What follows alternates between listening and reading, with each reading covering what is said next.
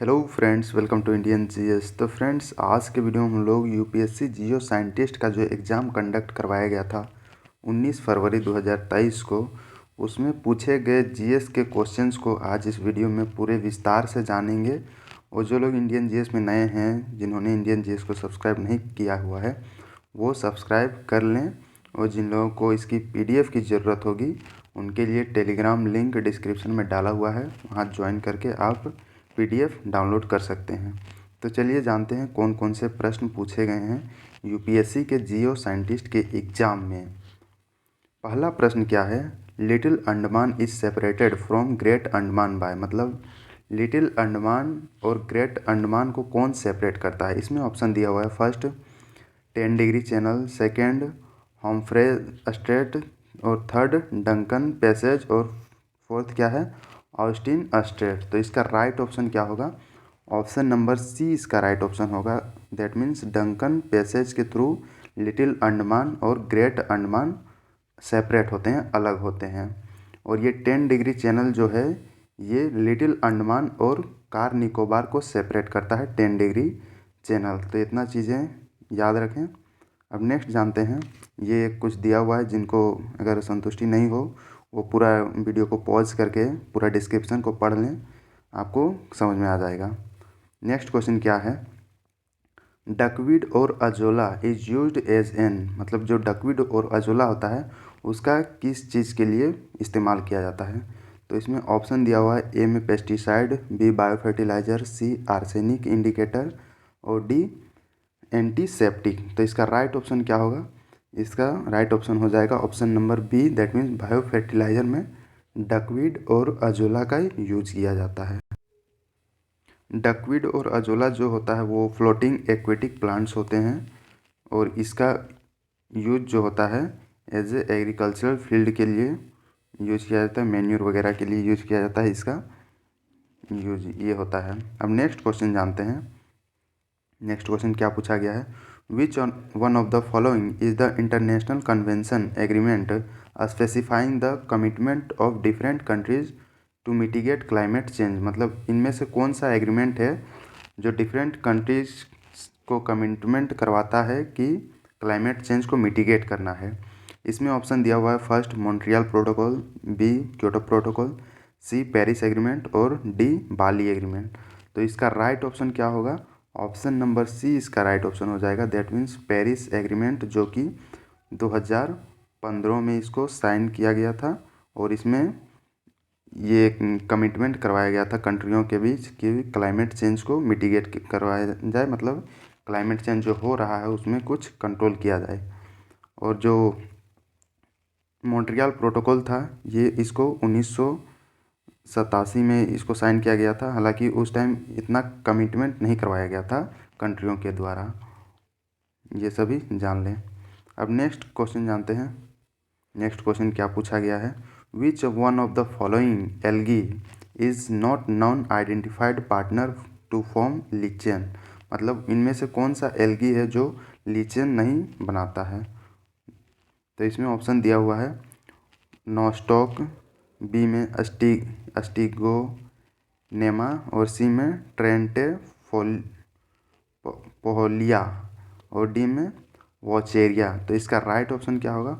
Option number D इसका right option हो जाएगा। वोचेरिया इसका राइट ऑप्शन हो जाएगा। अब नेक्स्ट क्वेश्चन जानते हैं। Which one of the following is known as metallophyte for FE, मतलब एफी का मेटेलोफाइट किसको मतलब बोला जाता है इसमें? और इसमें ऑप्शन दिया हुआ है। ए में इकोर्निया क्रेसिप्स, बी में माइकोनिया ल्यूटेस्केंस, और सी में एस्ट्राग्लाउस एकेमोसस, और डी में मेंथा आर्वेंसिस। ये काफ़ी नाम काफ़ी जटिल टाइप के हैं। तो इसका राइट ऑप्शन क्या हो जाएगा? इसका right option option number C इसका हो जाएगा। दैट मीन्स एस्ट्रागेल्लोस एकेमोसस इसका राइट ऑप्शन हो जाएगा, जो कि मेलेटोफाइट है एफी का, इसके नाम से जाना जाता है। ये कुछ एक्सप्लेनेशन दिए हुए हैं, जिसको और डिटेल में जानना हो वो वीडियो को पॉज करके आराम से पढ़ के जाने, क्योंकि इसको पढ़ के हम फालतू टाइम वेस्ट नहीं करना चाहते हैं, क्योंकि बहुत सारे क्वेश्चंस इसमें हैं डिस्कस करने को। अब नेक्स्ट जानते हैं, which one of the following is a drupe, मतलब इनमें से कौन एक ड्रूप है। इसमें ऑप्शन दिया गया है ऑरेंज, बी ब्रिंजल, और सी कोकोनट, और डी टोमेटो। ड्रूप कहने का मतलब कि जिसमें कोई भी फल हो उसका जो आउटर लेयर, मिडिल लेयर हो, जो वो काफ़ी स्ट्रॉन्ग हो, उसको ड्रूप बोला जाता है। तो इसका राइट ऑप्शन क्या हो जाएगा, ऑप्शन नंबर सी इसका राइट ऑप्शन हो जाएगा। That means coconut. जो कोकोनट का मिडिल लेयर जो होता है वो काफ़ी स्ट्रॉन्ग होता है एज कम्पेयर टू बाकी के जितने भी दिए हुए हैं इन सभी से। इसका भी ये दिया हुआ है, ड्रूप का डेफिनेशन दिया हुआ है, ये आप एक बार वीडियो को पॉज करके पढ़ लें, जो कि आपको अच्छे से समझ आ जाएगा।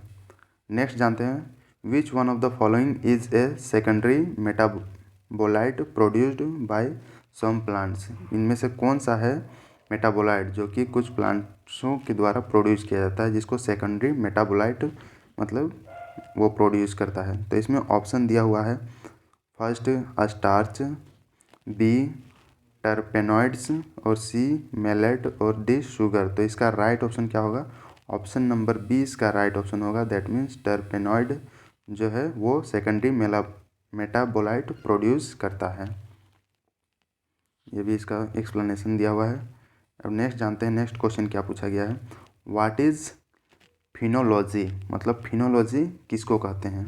तो इसमें ऑप्शन दिया हुआ है, ए में study of phenol production in plants, B में study of periodical phenomena of plants such as the time of flowering in relation to climate, और सी में दिया हुआ study of excretory pathway of phenols by herbivores, और D में दिया हुआ study of phenotypic variation in newborn individual of cats। तो इसका राइट ऑप्शन क्या होगा, ऑप्शन नंबर 20 का राइट ऑप्शन होगा। दैट मीन्स फिनोलॉजी जो होता है study of periodical phenomena of plants, पौधों का, such is the time of flowering, कब उसका होगा, और इन रिलेशन टू क्लाइमेट, मतलब क्लाइमेट के रिलेशन में।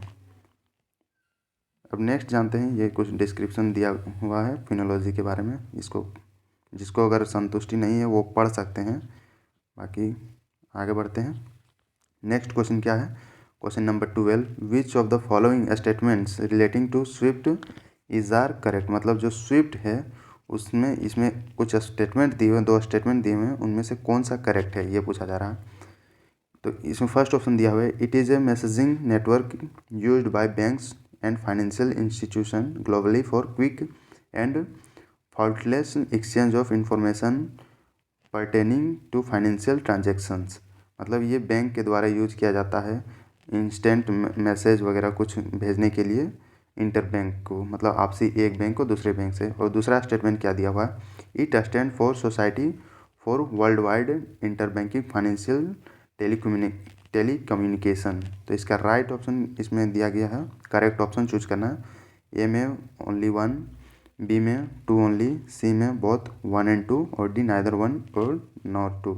तो इसका राइट ऑप्शन क्या होगा, ऑप्शन नंबर सी इसका राइट ऑप्शन हो जाएगा। That means both 1 and 2। जो स्विफ्ट सिस्टम जो होता है ये इंटर बैंकिंग एक मैसेजिंग नेटवर्क होता है, जिसके थ्रू एक बैंक दूसरे बैंक से कुछ अपना एक्सचेंज करते रहते हैं इसमें स्विफ्ट सिस्टम में, जो कि फास्ट होती है।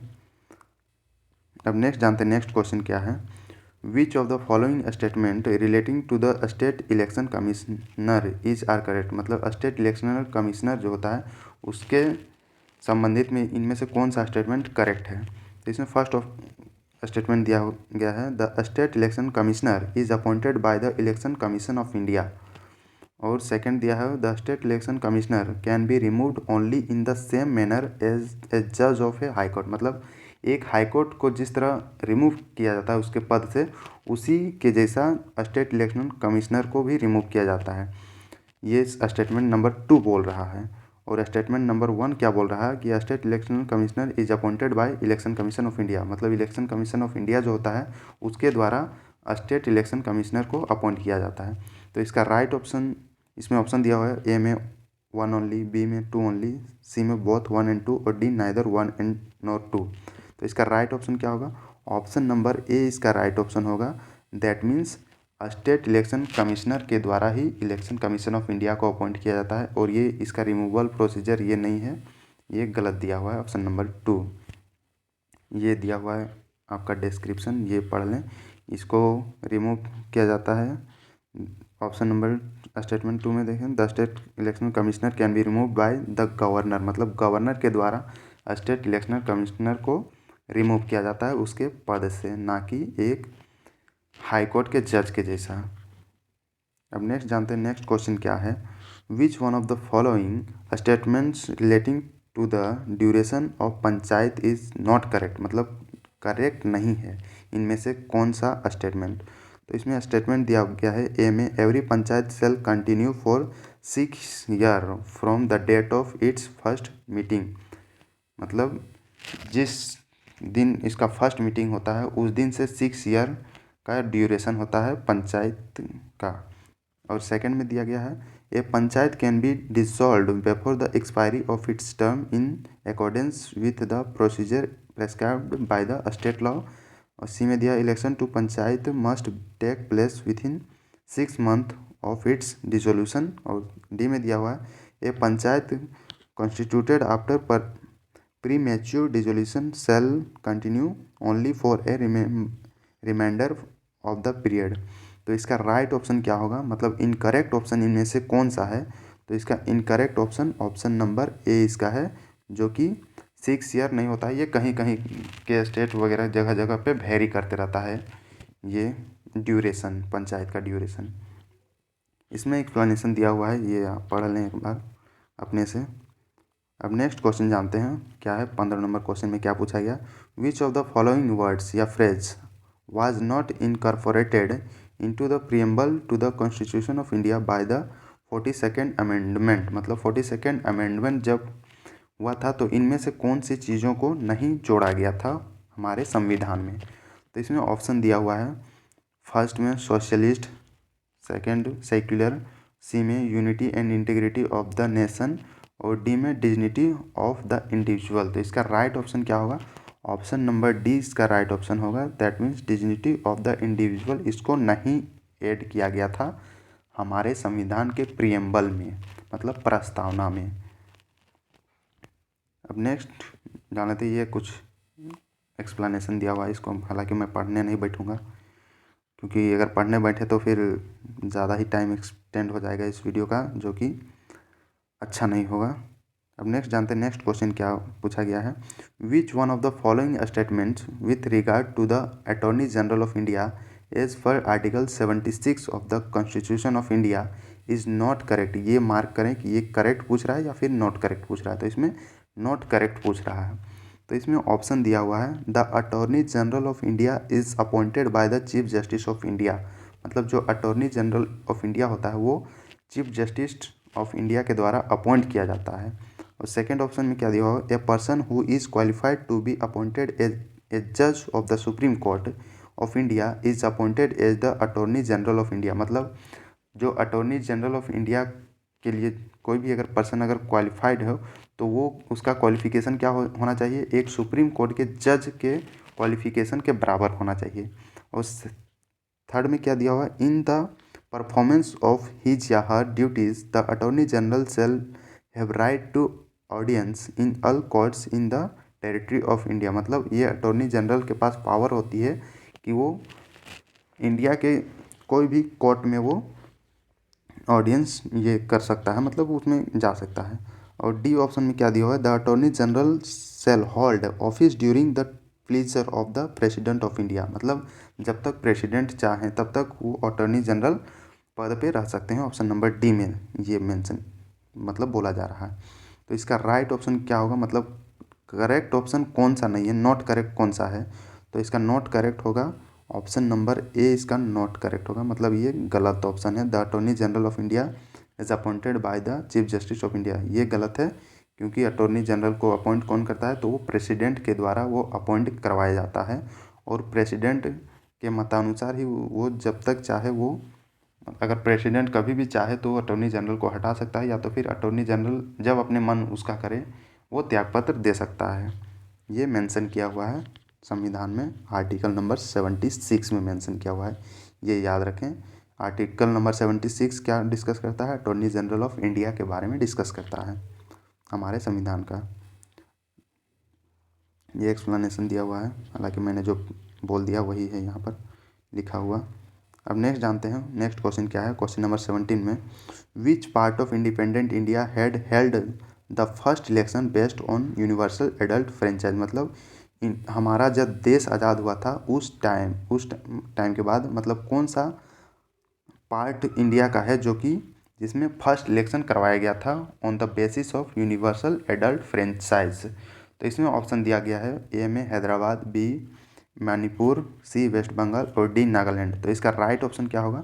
ऑप्शन नंबर सी इसका राइट ऑप्शन हो जाएगा। दैट मीन्स वेस्ट बंगाल में फर्स्ट इलेक्शन करवाया गया था इंडिया जब आज़ाद हुआ था उसके बाद, और वो उसका ये बेस्ड क्या था? यूनिवर्सल एडल्ट फ्रेंचाइज पे बेस्ड था। अब ये दिया गया है डिस्क्रिप्शन उसका। अब नेक्स्ट जानते हैं, which one of the following is a lagoon, मतलब इनमें से कौन सा एक लगून है? तो इसमें ऑप्शन दिया हुआ है, ए में पुलिकट, बी में डिपोरभिल और सी में कोलेरू और डी में गोहना। तो इसका राइट ऑप्शन क्या होगा? ऑप्शन नंबर ए इसका राइट ऑप्शन होगा। दैट मीन्स ये एक लेगून है, मतलब लेगून। अब नेक्स्ट जानते हैं, ये कुछ एक्सप्लेनेशन दिए हुए हैं, ये खुद पढ़ लें। ये जो डिपोरभिल है ये एक फ्रेश वाटर लेक है, और कोलेरू जो है ये भी एक फ्रेश वाटर लेक है जो कि आंध्र प्रदेश में सिचुएटेड है, और डिपोरभिल जो है गुवाहाटी असम में सिचुएटेड है, और गोहना जो है ये वाटर बॉडी है इंडिया में, और ये पुलिकट जो है एक लेगून है, ये ईस्टर्न कोस्ट ऑफ इंडिया में लोकेटेड है, मतलब आंध्र प्रदेश में एंड तमिलनाडु के बॉर्डर इलाके में ये लोकेटेड है, जो कि second largest brackish water lagoon है। अब नेक्स्ट जानते हैं, which one of the following is not observed by the stations operated by the central water commission, मतलब इनमें से कौन सा है जो कि सेंट्रल वाटर कमीशन के द्वारा ऑब्जर्व नहीं किया जाता है, उसके द्वारा देखरेख नहीं की जाती है। तो इसमें ऑप्शन दिया हुआ, ए में वाटर लेवल, सी में सिल्ट और बी में सिल्ट, सी में वाटर कंजर्वेशन और डी में वाटर डिस्चार्ज। तो इसका राइट ऑप्शन क्या होगा? ऑप्शन नंबर सी इसका राइट ऑप्शन होगा। दैट मीन्स वाटर कंजर्वेशन इसके द्वारा नहीं ऑब्जर्व किया जाता है सेंट्रल वाटर कमीशन के द्वारा। अब नेक्स्ट क्वेश्चन जानते हैं, इंफ्रासोनिक साउंड्स हैव फ्रेक्वेंसी, मतलब जो इंफ्रासोनिक साउंड होते हैं उसकी फ्रेक्वेंसी कितनी होती है? इसमें ऑप्शन दिया हुआ है, ए में एबव 25 किलो हर्ट्ज, बी में between 20 kilo hertz and 25 kilo hertz और सी में बिलो 20 हर्ट्ज और डी में दिया हुआ है between 20 hertz and 20 kilo hertz. तो इसका राइट ऑप्शन क्या होगा? ऑप्शन नंबर सी इसका राइट ऑप्शन हो जाएगा। दैट मीन्स 20 हर्ट्ज तक होता है इंफ्रासोनिक साउंड का जो फ्रीक्वेंसी होता है वो 20 हर्ट्ज तक ही होता है। ये कुछ एक्सप्लेनेशन दिया हुआ है, जिसको संतुष्टि ना हो वो एक बार वीडियो को पॉज करके कंप्लीट रीड कर लें। अब नेक्स्ट जानते हैं, व्हाट आर सर्काडियन रिदम, मतलब सर्काडियन रिदम क्या है? तो इसमें ऑप्शन दिया हुआ है, फर्स्ट में daily responses of animals to light conditions, second में growth of plant tip with changing light directions, और सी में annual responses of living organism to light condition, और डी में daily responses of animals to water availability. तो इसका right option क्या हो जाएगा? ऑप्शन नंबर ए इसका राइट ऑप्शन हो जाएगा। That means daily responses of animals to light condition जो होता है वो सर्कैडियन रिदम्स जिसको बोला जाता है। नेक्स्ट क्वेश्चन क्या है? Question number 30, what is bio energetic approach in modern ecology, मतलब मॉडर्न इकोलॉजी में जो बायो इनर्जेटिक अप्रोच होता है वो क्या है?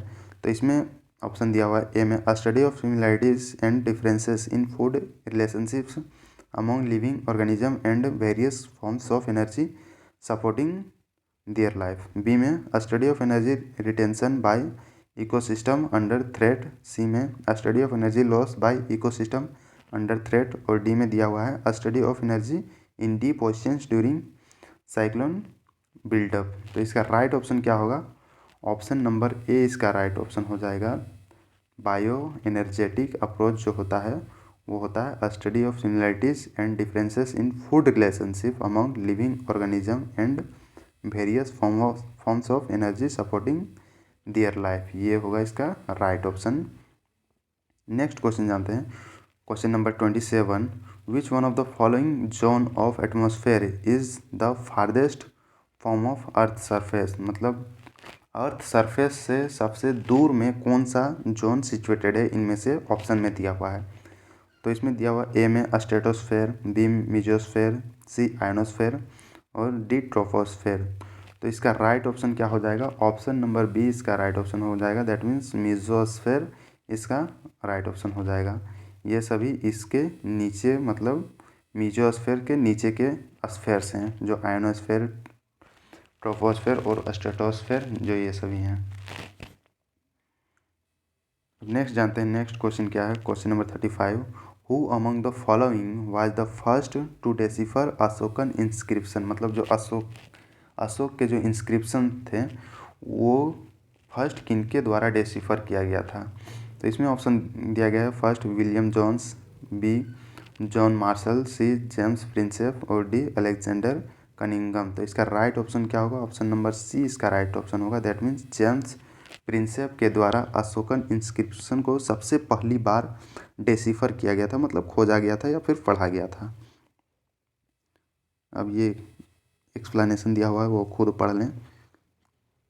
नेक्स्ट क्वेश्चन क्या है, question number 36, the structure of Mahanavami Dibba is situated in which of the following places. मतलब जो महानवामी डिब्बा जो है वो कहाँ पर सिचुएटेड है। इसमें ऑप्शन दिया हुआ है, फर्स्ट उज्जैन, बी गौर, सी हम्पी और डी मांडू। तो इसका राइट ऑप्शन क्या होगा? ऑप्शन नंबर सी हम्पी में सिचुएटेड है महानवमी डिब्बा। ये काफ़ी नया वर्ड देखने को लग रहा है, हालांकि जो लोग हिस्ट्री वगैरह पढ़ते हैं और आर्ट एंड कल्चर पढ़ते हैं उसके लिए ये नया नहीं होगा। ये कुछ दिया हुआ है इसके बारे में एक्सप्लेनेशन महानवी डिब्बा के बारे में, तो वो खुद पढ़ लें। अब नेक्स्ट क्वेश्चन क्या हुआ है, क्या दिया हुआ है, which one of the following is not a non renewable energy source. मतलब इनमें से कौन सा है जो नॉन रिन्यूएबल एनर्जी सोर्स है। तो इसमें दिया गया ऑप्शन दिया हुआ है, कोल, बी ऑयल, सी सनलाइट और डी न्यूक्लियर। ये पूरा देख लें कि नॉट ए नॉन रिन्यूएबल पूछा जा रहा है, मतलब नॉन रिन्यूएबल एनर्जी नहीं है। तो इसका राइट ऑप्शन क्या होगा? ऑप्शन नंबर सी इसका राइट ऑप्शन हो जाएगा। दैट मीन्स सनलाइट जो है एक नॉन रिन्यूएबल एनर्जी सोर्स है और बाकी सब ये सनलाइट जो है वो रिन्यूएबल एनर्जी सोर्स है। बाकी सारे ये कोल, ऑयल, नेचुरल फ्यूल जो है, न्यूक्लियर फ्यूल है, ये non renewable source of energy है। नेक्स्ट क्वेश्चन क्या है, question number 33, the typical Nagara style shikhara is visible in which of the following temple. मतलब इनमें से कौन से टेम्पल में नागरा स्टाइल शिखर देखने को मिलता है। ये टेम्पल आर्किटेक्चर का स्टाइल्स हैं जिसमें नागरा स्टाइल